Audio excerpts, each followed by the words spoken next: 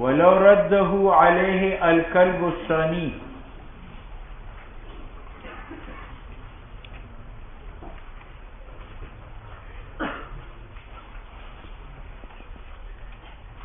سنو بھائی، صورت مسئلہ کی یہ ہے کہ یہ شکار ہے، میں نے یہ کتا پیچھے چھوڑ دی، ادھر یہ آوارہ کتا ہے یا مجوسی کا کتا ہے یا شکاری کتا ہے، لیکن اس کا ارسال اور اس پر بسم اللہ نہیں پڑی گئی۔ اس کتے نے شکاری جانور کو لوٹایا، یہ سامنے سے آیا تو یہ ادھر آیا، اس نے مار دیا، اس نے منہ نہیں لگایا، تو یہ حلال ہے لیکن مکروہ۔ حلال اس لیے کہ اس کتے نے مارا، اور مکروہ اس لیے ہے کہ اس کلب ثانی نے اس کی مدد کی لوٹانے میں۔ وَلَوْ رَدَّ، اگر لوٹائے ہو شکار علیہ اول کتے پر، کون لوٹائے؟ الکلب الثانی، کلب ثانی جو غیر معلم ہے، غیر مرسل ہے، مجوسی کا کتا ہے۔ وَلَمْ يَجْرَحُمَا، اور کلب ثانی کلب اول کے ساتھ شکار کو زخمی نہ کرے۔ وَمَاتَ بِجَرْحِ الْأَوَّلِ، اور شکار مرے اول کتے کی جرح سے۔ يَكْرَهُ أَكْلَهُ، یہ کراہت کیوں ہے؟ لِوُجُودِ الْمُشَارَكَةِ فِي الْأَخْذِ، کیونکہ مدد موجود ہے، تو پھر حلال کیوں ہے؟ کہتے ہیں وَفَقْدِهَا فِي الْجَرْحِ، شرکت مفقود ہے کس کے اندر؟ جرح میں۔ اچھا جی، هذا یہ کتا ہے، اس شکار کی پیچھے میں نے چھوڑا، اب شکار آگے آگے ہے اور کتا پیچھے پیچھے ہے، مجوسی نے اس شکار کو لوٹایا کتے پر اور کتے نے مار ڈالا، تو اب یہ حلال ہے اور بغیر کراہت کے حلال ہے، کیونکہ یہاں لوٹانے والا کتا ہے یا مجوسی ہے، اور مجوسی اور کتا ایک جنسی نہیں ہے، جب جنس ایک نہیں ہے تو تعاون متصور نہیں ہے، لہذا اس نے اس کو مارا بلا شرکت غیر۔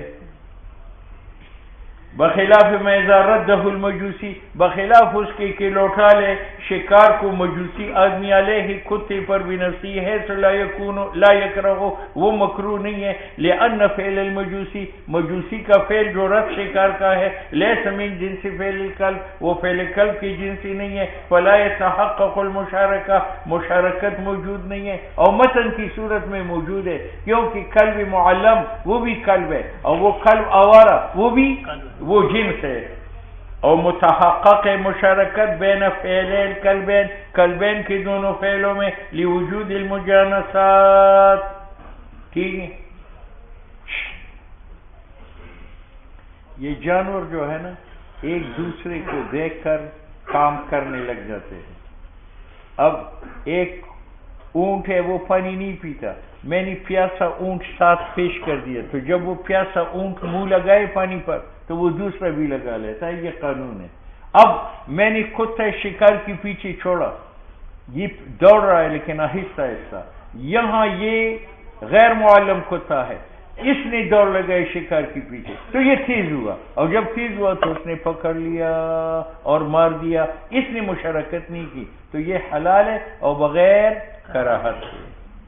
وَلَوْ لَمْ يَرُدَّهُ، اگر شکار نہیں لوٹا تھا کلب ثانی علی الاول لیکنہ اشتد علی الاول، کلب ثانی نے کلب اول کی دوڑ کو تیز کر دیا، حتی اشتد علی الصید، اول کتا تیز ہوا شکار پر، فأخذہ وقتلہ لا باس بأکلہ، لأن فعل ثانی، کیونکہ فعل کلب ثانی نے اثر کیا فی الکلب المرسل دون الصید، شکار میں اثر نہیں کیا، کلب میں کیسے اثر کیا؟ حیث ازداد بہ طلبا، کلب ثانی نے اول کی دوڑ کو تیز کر دیا، فکان طبعا، تو یہ تابع بنا لفعلہ، ٹھیک ہے، کلب اول کی دوڑ کا، لأنہ بناء علیہ، کیونکہ کلب ثانی کا تیز کرنا مبنی ہے کلب اول کی دوڑ پر، فلا یضاف الاخذ، تو اخذ شکار کا منصوب نہیں ہے الی الطبع کلب ثانی کو،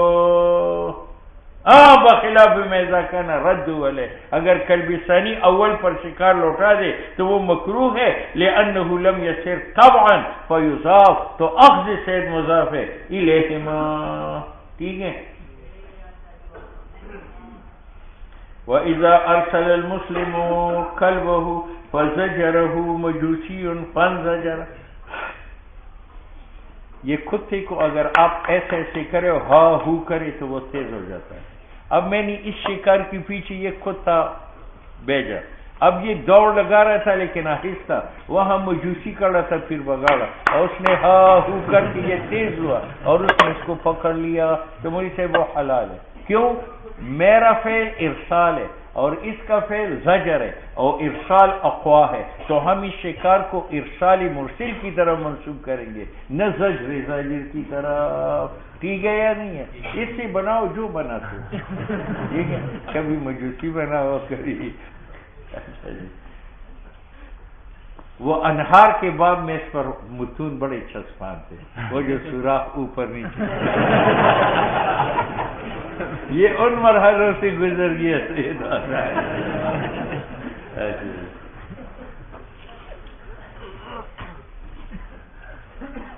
وَإِذَا أَرْسَلَ الْمُسْلِمُ كَلْبَهُ، مسلمان اپنا کتا شکار کی پیچھے چھوڑتا ہے، فَزَجَرَهُ مَجُوسِيًّا، اس کو ابارتا ہے دوڑنے پر پیر بگاڑا، فَانْزَجَرَ، اور وہ تیز ہوتا ہے، بِزَجْرِهِ، اس کے تیز کرنے سے، فَلَا بَأْسَ بِسَيْرِهِ، مراد بزجر الاغراء، کہ ان کو اباری شکار پکڑنے پر بھی سیاہ لے، آوازیں نکالے.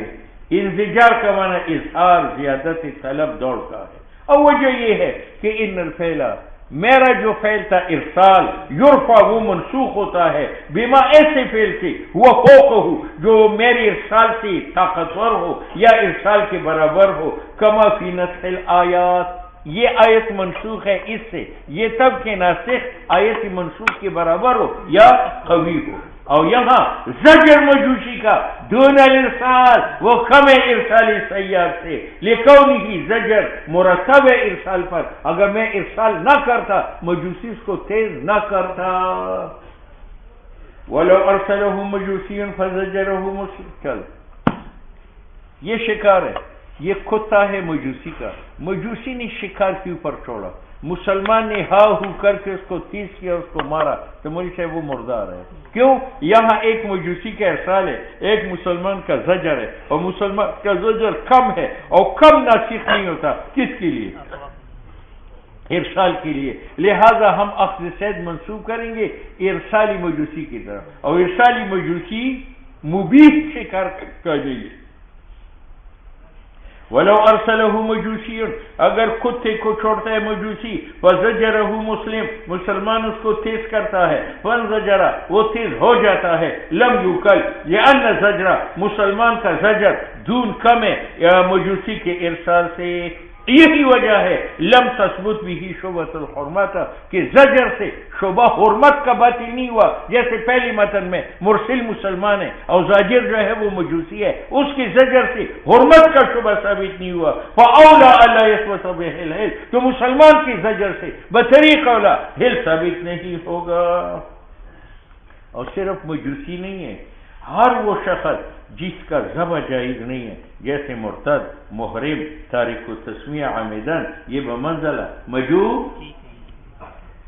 وَإِن لَمْ يُرْسِلْهُ أَحَدٌ فَزَجَرَهُ مُسْلِمٌ فَانْزَجَرَ، یہ میرا معلم کتا، یہ ویسی پھر رہا ہے، میں نے شکار کی پیچھے نہیں چھوڑا، ویسے پھر رہا. تو مسلمان نے پیر بگاڑا نے اس کو ہا ہو کر کے شکار کے پیچھے لگایا، اس نے پکڑ لیا، تو وہ حلال ہے. کیوں؟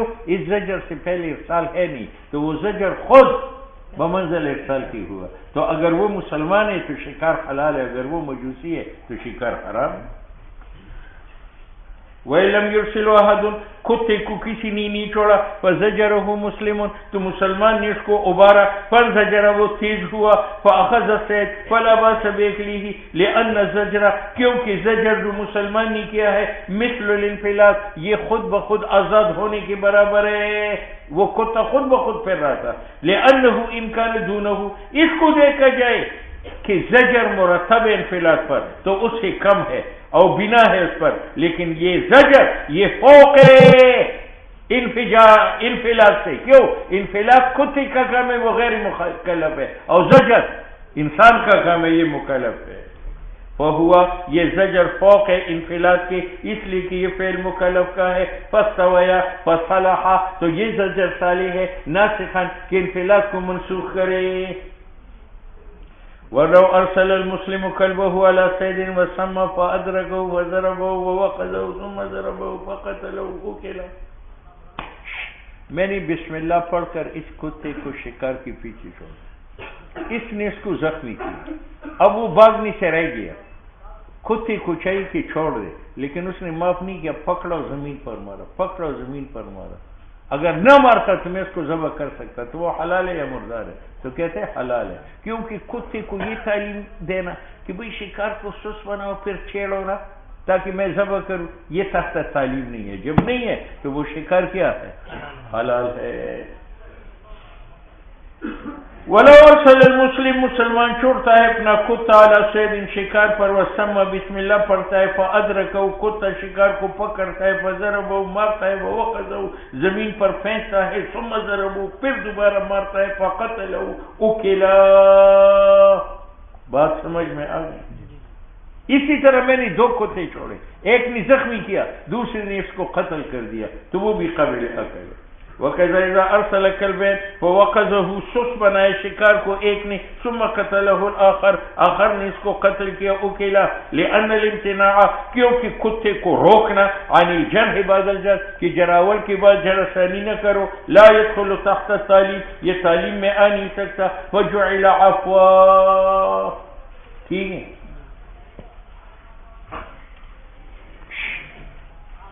یہ شکار ہے، اس کے پیچھے میں نے بھی بسم اللہ پڑھ کر کتا چھوڑا، پھر بگاڑا نے بھی بسم اللہ پڑھ کر اپنا کتا چھوڑا، میرے کتے نے اس کو سست بنایا، بھاگنے سے روکا، اور اس کے کتے نے جا کر مارا، تو وہ حلال ہے۔ اور کس کا ہے؟ اول کا، کیونکہ حد صیدیت سے میرے کتے نے نکالا ہے۔ وَلَوْ أَرْسَلَ رَجُلَانِ اگر دو مسلمان کتے چھوڑتے ہیں، فَوَقَذَهُ أَحَدُهُمَا ایک نے اس کو سست بنایا، وَقَتَلَهُ الْآخَرُ آخر نے قتل کیا، أُكِلَ لِمَا قُلْنَا وَالْمِلْكُ لِلْأَوَّلِ کیونکہ اول نے اس کو نکالا ہے حد صیدیت سے۔ اتنی بات ہے کہ ارسال میں بس کسی نے کہا پھر اس کو مردار کہو، کہتے ہیں مردار اس لیے نہیں ہے، پیر بگاڑے نے جس وقت کتا چھوڑا تو چھوڑتے وقت وہ شکار تھا یا حد صیدیت سے نکل چکا تھا؟ شکار تھا، کیونکہ ارسال کتے کا ثانی سے حاصل ہے علی الصید، اور معتبر اباحت و حرمت میں وقت ارسال کا ہے تو حرام نہیں ہے۔ ہاں میری کتے نے شکار کو سست بنایا، اور جب وہ شکار گر پڑا اس کے بعد پیر بگاڑا نے کتا چھوڑا اور اس نے شکار کو مار ڈالا، تو مجھ سے اب حرام ہے، ٹھیک ہے یا نہیں؟ اور آپ مجھے زمان دیں گے، بخلاف میزا کان الارسال کہ ارسال ثانی سے بعد الخروج من صیدیت، بعد اس کے کہ اول کتے نے اس کو نکالا تھا حد صیدیت سے۔ اچھا، بجرح الکلب الاول۔ فصل فی الرمی، فصل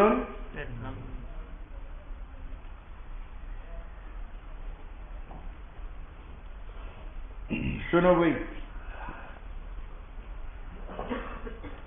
یہ ایک بوٹا ہے، اس میں چین چین کی آواز میں نے سنی، تو میں نے بوٹے پر تیر چلایا،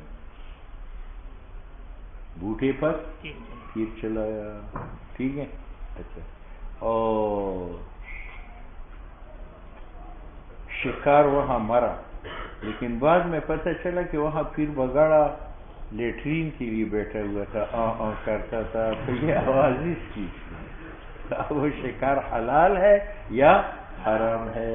کہتے حلال ہے۔ ومن سمع حسن میں نے کی آواز سنی، ظنہ حس صید میں نے یہ خیال کیا کہ یہ شکار کی آواز ہے، فرماہ میں نے تیر مارا، یا میں نے کتا چھوڑا یا باز چھوڑا، فاسا و صید شکار کو وہ تیر لگا، پھر ظاہر ہوا انہ حس صیدنا کہ یہ آواز شکار کی تھی، حل المصاب ایو سیدن کانا جس کو تیر لگا ہے وہ حلال ہے، کیونکہ میں نے قصد احتیاط کا کیا ہے۔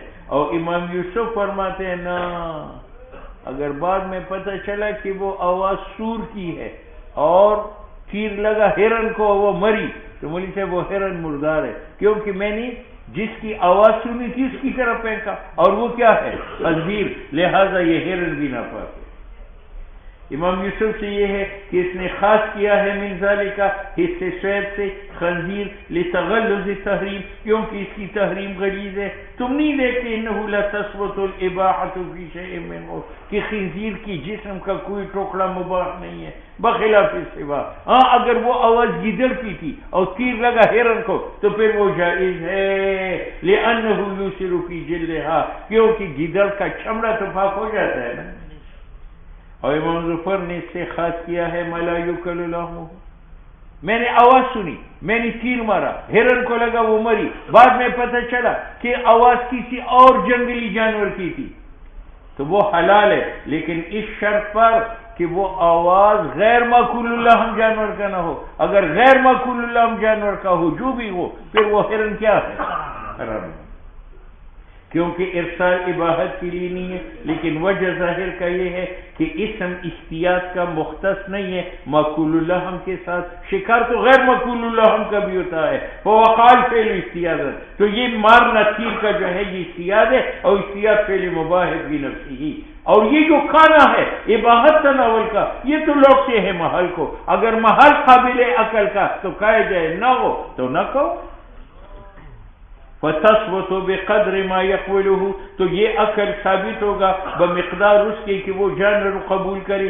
اگر اس کا لحم و جلد دونوں قابل استعمال تھا دونوں حلال ہے. اگر جلد قابل استعمال تھا لحم نہیں تھا تو جلد نکال کر کے دواغت کرو. اور کبھی باحت ثابت نہیں ہے اذا لم يقبل ہو، جب وہ تیر لگا جانور جو ہے قبول نہ کرے عقل کو. اور اذا وقع احتیاط جب یہ تیر مارنا شکار ہے نصار کأنہ رما الی صید فاصابہ، یہ ایسا ہے کہ میں تیر ماروں ایک ہرن کو اور لگے دوسرے کو تو وہ حلال ہے. اور اگر ظاہر ہوا انہ حص آدمی ہے، چلو بوٹے سے آواز آ رہی تھی ای ای کی، میں نے تیر مارا، تیر تو لگا ہرن کو، پتہ چلا کہ وہ آواز پیر بگاڑا کی تھی، اس کو قبض کی شکایت تھی اور کرتا تھا تو پھر وہ ہرن مردار ہے. اور اگر ظاہر ہوا کہ یہ آواز پیر بگاڑا کی تھی یا ایسے حیوان کی تھی جو گھریلو ہے، نو لا یحل المصاب جس کو تیر لگے وہ حلال نہیں ہے، لأن الفعل کیونکہ تیر مارنا لیس باختیار یہ شکار نہیں ہے. ٹھیک ہے. اب گھریلی جانور وہ ہے جو گھروں میں رہتے ہیں، گھروں میں اچھا. والطیر الداجن اور وہ پرندے جو گھروں میں رہتے ہیں جیسے کبوتروں کو لوگ پالتے ہیں، الذی یاوی البیوت وہ اہلی ہے. وذیب الموثق بمنزلتی، چلو میں نے چینچی کی آواز سنی، میں نے تیر مارا، تیر لگے ہرن کو، لیکن بعد میں پتہ چلا کہ یہ آواز اس ہرنی کی نہیں تھی، اس ہرنی کی تھی کسی نے رسی سے باندھ رکھی تھی، تو پھر یہ بھی حرام ہے. کیونکہ جو باندھا جائے جانور خواہ وہ جنگلی کیوں نہ ہو وہ اہلی ہوتا ہے. اور ذبی موثق بمنزلتی اہلی ہے لما بینا. ولو رمى الى طائر فاصاب صيد ومر الطائر. چلو ایک پرندہ اڑ رہا تھا، میں نے اس اڑتی ہوئی پرندے کو تیر ماری، اس کی وجہ وہ دوسرے کو لے کبوتر کو لگا، اب وہ گر گیا. اب اگر وہ پرندہ جس کو میں نے تیر پھینکا ہے اگر وہ جنگلی ہے پھر تو یہ کبوتر حلال ہے، اور اگر وہ گھریلی ہے تو پھر یہ مردار ہے. لیکن پتہ نہیں ہے وہ گھریلی ہے پلا ہوا ہے یا جنگلی ہے، اس صورت میں کبوتر کھایا جائے گا، کیونکہ اصل پرندوں میں الفت ہے یا وحشت ہے؟ وحشت ہے. ولو رمى الى طائر میں نے ایک پرندے کو تیر مارا، فاصاب صیدا وہ دوسرے کو لگا، ومر الطائر اور اڑ گیا وہ پرندہ، ولا يدرى معلوم نہیں ہے وحشی ہوا کہ وہ وحشی ہے یا غیر وحشی ہے. نو حل الصید جس کو تیر لگے وہ حلال ہے، کیونکہ ظاہر پرندوں میں التوحش. ٹھیک ہے. جنگل میں یہ اونٹ ہے، میں نے اس کی طرف تیر مارا، اونٹ کی وجہ ہرن کو لگا اور اونٹ بھاگ گیا. اب اگر معلوم ہو جائے کہ یہ اونٹ گھریلی ہے تو پھر وہ ہرن کیا ہے؟ حرام ہے. اور اگر پتہ چلا کہ یہ وحشی ہے تو پھر وہ حلال ہے. لیکن پتہ نہیں چلا کہ یہ گھریلی اونٹ ہے یا وحشی ہے تو مجھے سے وہ حرام ہے، کیونکہ اصل اونٹوں میں وحشت ہے یا الفت. ولو رمیل بعیری، میں نے شکار سمجھ کر اونٹ کو تیر مارا، فاصاب صیدن، وہ ہرن کو لگا، ولا یدرا نادن ہوا عملہ، اور پتہ نہیں چلتا کہ یہ وحشی ہے یا اہلی ہے، نو لا یحل الصید، کیونکہ اصل اونٹوں میں الاستیناس، الفت و انسے، ٹھیک ہے.